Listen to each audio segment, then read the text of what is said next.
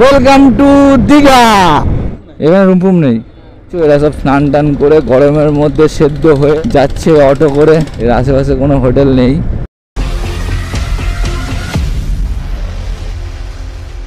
Hey guys, good morning and welcome to a new blog. তো আমরা আজকে যেতে চলেছি দীঘা। আজকের ব্লগটা মোটো ব্লগ হবে। তো চলো মোটো ব্লগ সেটআপে আগে আসি, তারপর তোমাদের সাথে আবার কথা বলছি। চলো বাবা মার নাম করে জার্নিটা শুরু করা যাক।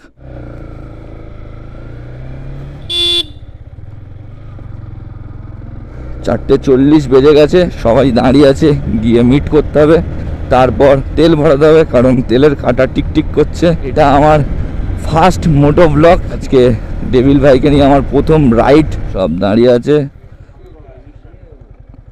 A few minutes later.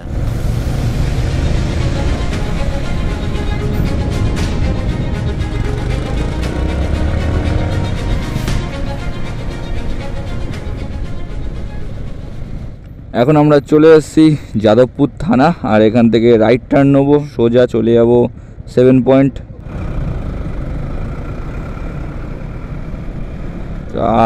এটা বন্ধ পেট্রোল পাম্প,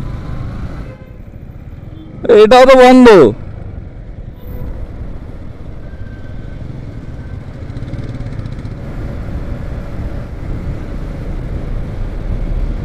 গাড়ির কাঁটা টিকটিক করছে দুদিন আগে থেকে।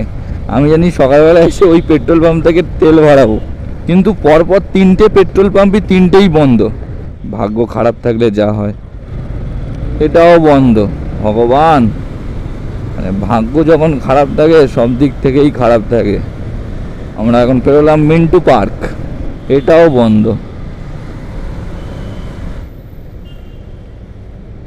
এটা কি খোলা না বন্ধ?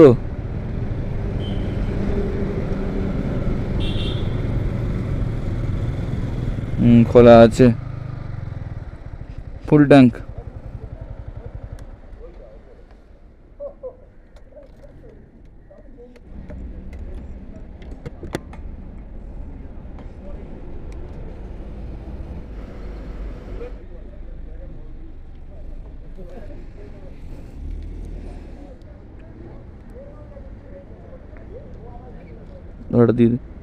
ফাইনালি আমাদের ফিউল আপ করানো কমপ্লিট। মেনলি আমার, কারণ কাঁটা টিকটিক করছিল, কতদূর যেত ঠিক জানি না, দুদিন ধরেই টিকটিক করছিল।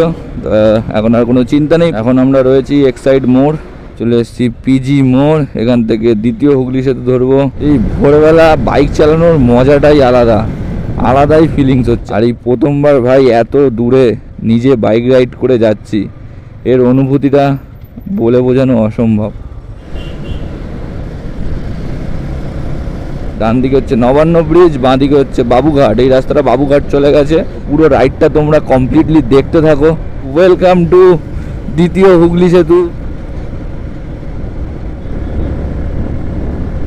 গঙ্গার একটা মৃদু হাওয়া, ভোরবেলার যে মৃদু হাওয়াটা লাগছে, মানে আলাদাই শান্তি লাগছে।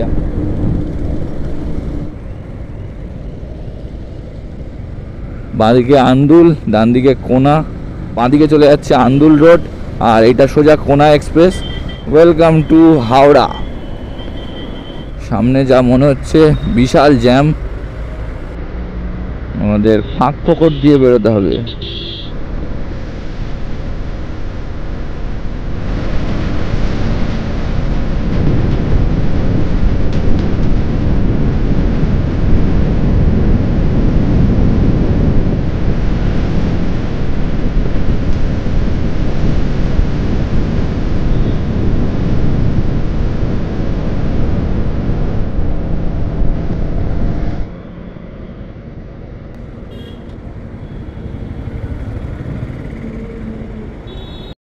একটু দাঁড়িয়েছিলাম টি ব্রেকের জন্য, এবার যাব কোলাঘাট। আমরা এখন পার করছি কোলাঘাট ব্রিজ, আর এর নিচ দিয়ে বয়ে চলেছে রূপনারায়ণ নদী, আর ওদিকে রয়েছে কোলাঘাট ব্রিজের ট্রেন লাইন। আমরা কোলাঘাট ছেড়ে প্রায় অনেকটা চলে এসেছি, 20 কিলোমিটার মতো চলে এসেছি। আমরা যাচ্ছি নন্দকুমারের দিকে। ডান দিকের এই রাস্তাটা চলে যাচ্ছে পাঁশকুড়ার দিকে, আর বাঁ দিকের এদিকে চলে যাচ্ছে তমলুক। ডান দিকের এই রাস্তাটা চলে যাচ্ছে শ্রীরামপুরের দিকে। নন্দকুমার আর 10 কিলোমিটার। আমরা এখন রয়েছি নন্দকুমার সার্কেলে।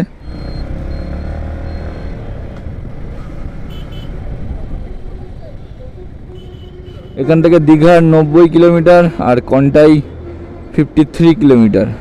আমরা নন্দকুমার মোড় পার করে এসে একটু বাঁদিকে ঢুকেছিলাম, কারণ আমাদের গ্রুপের একটা দাদার বাইক পাংচার হয়ে গেছিলো, তো সেটাকেই সারানোর জন্য একটু বাঁদিকে ঢুকতে হয়েছিল।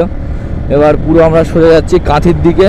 কাঁথিতে গিয়ে ব্রেকফাস্টটা করব, তারপর ওখান থেকে দীঘা। আমাদের 190 কিলোমিটারের জার্নিতে 100 কিলোমিটারের জার্নি কমপ্লিট হয়ে গেছে, আর 90 কিলোমিটার বাকি। আমরা এখন উঠছি মাতঙ্গিনী সেতুতে। দীঘা আর 77 কিলোমিটার। দীঘা এখনো 76 কিলোমিটার আর কাঁথি 41 কিলোমিটার। বাঁদিকে চলে গেছে নন্দীগ্রাম আর সোজা চলে গেছে দীঘা।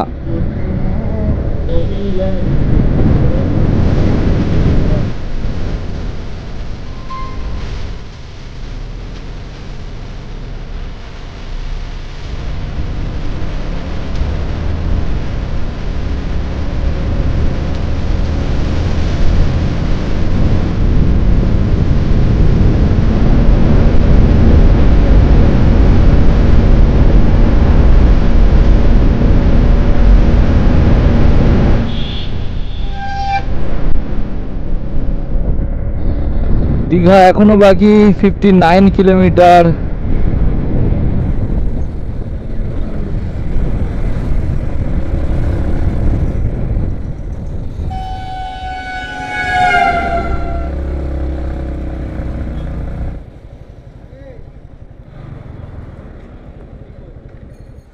পেটের যা অবস্থা, বিশাল জোর খিদে পেয়েছে। কাঁথি এখনো আধা ঘন্টা বাকি, আধা ঘন্টা ওয়েট করা যাবে না, তাড়াতাড়ি খেয়ে নিই। কালীনগর যে বাজারটা আছে, কালীনগর বাজারে অনেক দোকান আছে, এখানেই আমাদের ব্রেকফাস্টটা কমপ্লিট করব, তারপরে পুরো টানা দীঘা।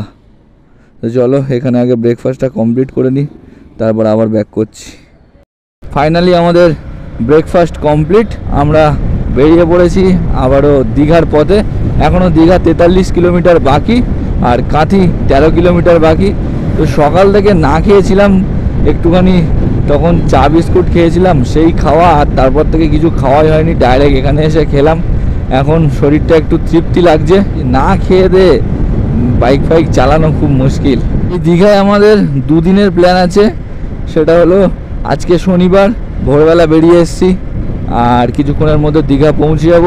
আবার কালকে সন্ধ্যেবেলার দিকে বাড়িতে ব্যাক করব। এই বাঁদিকের রাস্তাটা চলে গেছে মন্দারমণির দিকে 9 কিলোমিটার, আর সোজা 19 kilometre Digha. So guys, finally আমরা দীঘার গেট দেখে নিয়েছি, সামনেই দীঘার গেট। Welcome to Digha.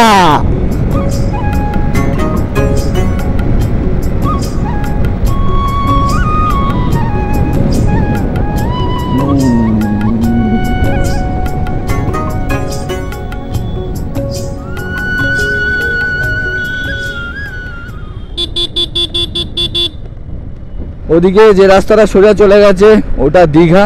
সবাই বললো আগে উদয়পুর সি বিচ যাবে, তাই জন্য আগে আমরা যাচ্ছি উদয়পুর সি বিচ।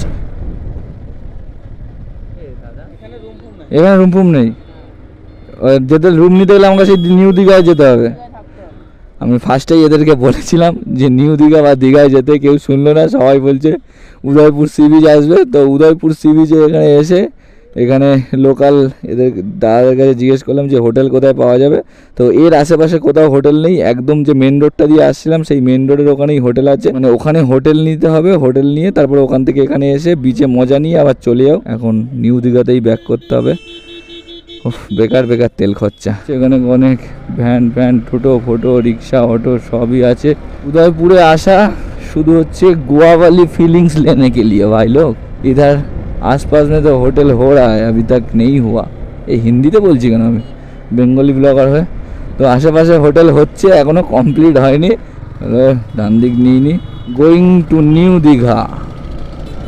দেখতে পাচ্ছ এরা সব স্নান টান করে গরমের মধ্যে সেদ্ধ হয়ে, ঠিক আছে, যাচ্ছে অটো করে, ইঞ্জিন ভ্যানে করে তাদের হোটেলের দিকে। তার মানে তোমরা ভাবো উদয়পুর সি বিচে আসলে এরকম করেই যেতে আসতে হবে, ঠিক আছে। এর আশেপাশে কোনো হোটেল নেই। এ দেখতে পাচ্ছ সামনে এই রিসর্টগুলো করা আছে, সি রিসর্ট, এইসব হোটেল, পুরো লাইন ধরে এগুলো হোটেল। তোমরা উদয়পুর সি বিচে আসলে, মানে উদয়পুর যদি ঘুরতে আসো, তো এইখান থেকে তোমাদের হোটেল নিতে হবে, এইখানে হোটেলে থাকতে হবে। এখান থেকে যে টোটো অটো সব দেখতে পাচ্ছ দাঁড়িয়ে আছে, এইখান থেকে টোটো অটো করে তোমাদের যেতে হবে উদয়পুর সি বিচ। সেখানে গিয়ে গোয়ার মতো মজা নিতে হবে, মানে গরিবের গোয়ার মজা নিতে হবে, নিয়ে আবার তোমাদের সেদ্ধ হয়ে এই রোদের মধ্যে সেদ্ধ হয়ে হোটেলে ফিরে আসতে হবে। দেখছো পরপর লাইন ধরে খুব মানে ভালো ভালো রিসর্ট আছে, এগুলো সব বড় বড় রিসর্ট। পুরো দেখো পুরো লাইন ধরে একদম রিসর্ট তৈরি করা আছে, ঠিক আছে? এই যে দেখতে পাচ্ছ রিসর্ট থেকে সবাই সেদ্ধ হতে যাচ্ছে।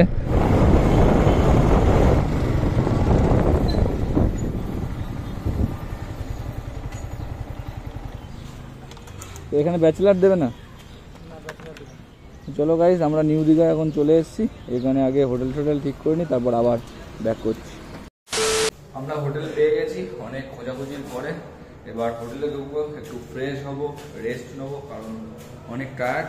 তো এই ব্লগটা এখানেই শেষ করছি। তোমরা কমেন্ট করে জানাও কেমন লাগলো, ভালো লাগলে একটা লাইক করে দিও, চ্যানেলটা নতুন হয়ে থাকলে একটা সাবস্ক্রাইব করে দিও।